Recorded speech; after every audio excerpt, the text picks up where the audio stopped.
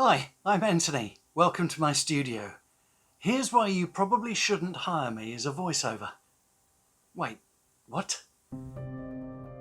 Yep, it's perfectly true. Chances are I'm not a fit for your project.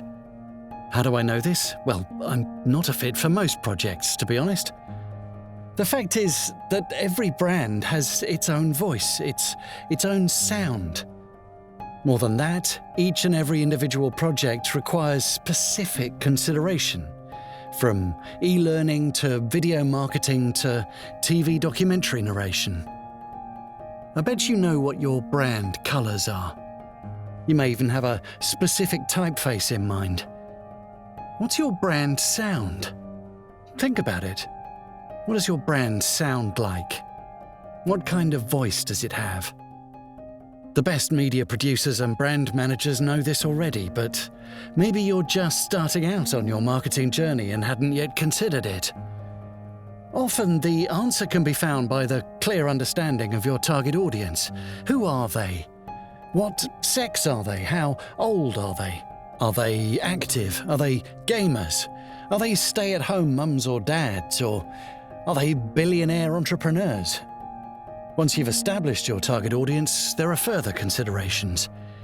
What's the message? What would be the best voice to communicate that message to that group of people? Sometimes it seems obvious. If the product or message is aimed at a woman, you'd use a woman's voice, right? Probably, but not always.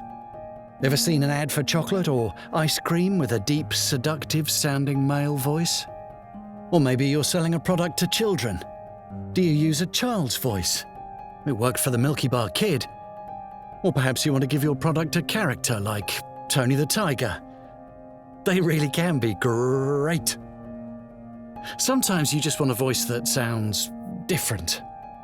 When Dutch company Heineken decided to try to convert the largely bitter drinking population of the UK to lager back in the early 1970s, they selected the voice of comic legend Victor Borge, a Danish voice. Pretty soon, lager was refreshing the parts other beers cannot reach across the UK. But what about non-commercial projects? How do you go about deciding on a voice for, say, an educational project?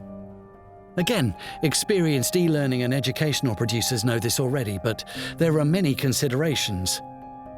Perhaps your target audience speaks English as a second language, so great care must be made to choose someone who speaks clearly and slowly.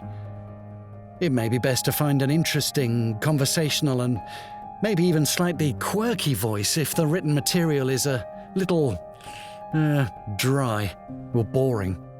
Perhaps your project's specific to a particular region or country. Finding a voice with an accent that's familiar to your audience can pay dividends.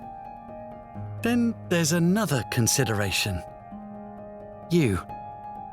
Yes, you. You're aware that you may be the best voice for your project, right? If you've got the skills to talk to an audience in a relaxed and conversational way, then you should seriously consider it. Although Zoom is making us all used to seeing people at home in front of webcams, you're still better off with a professional recording studio if you want that really glossy pro sound. But you can make a big impact with a personal approach. Above all, whatever voiceover you decide to settle on, make sure you don't use that voice to talk people out of buying from you. Oh, I didn't really think that through, did I?